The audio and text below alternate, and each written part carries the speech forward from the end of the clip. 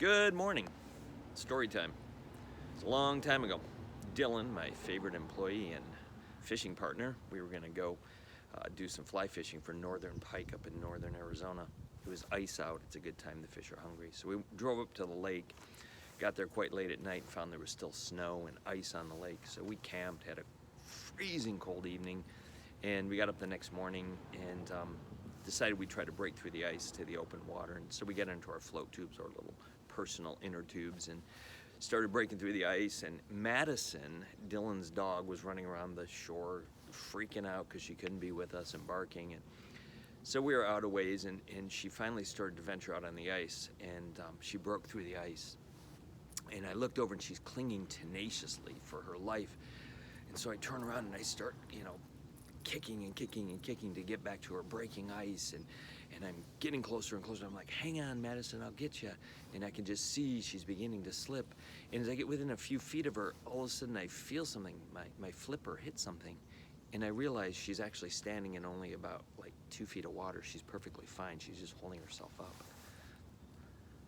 Sometimes things are not as they appear, right?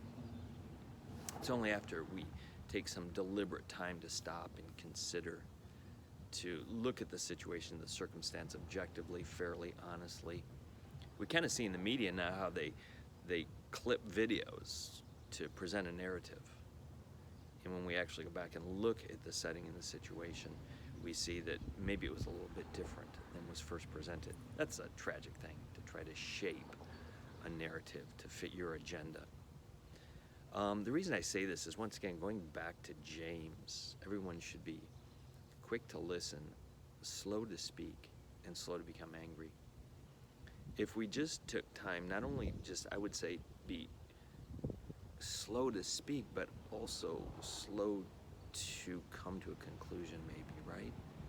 Maybe we should gather some more information before we jump on the bandwagon, before we begin to follow after a particular view of a situation. Let's get a little more information, and then if it's warranted, we can certainly raise our voice, and we can protest, and we can do those things. So I think what I'm sharing with you is just, let's be rational, let's be reasonable, let's return a semblance of order to our society and our culture, and let it begin with you and me, that we would follow those biblical precepts. Quick to listen, slow to speak, and then the one we really need to work on, slow to become angry. So I pray for peace in our nation. I pray for peace in your homes as well, until we see each other yet again tomorrow. God bless you.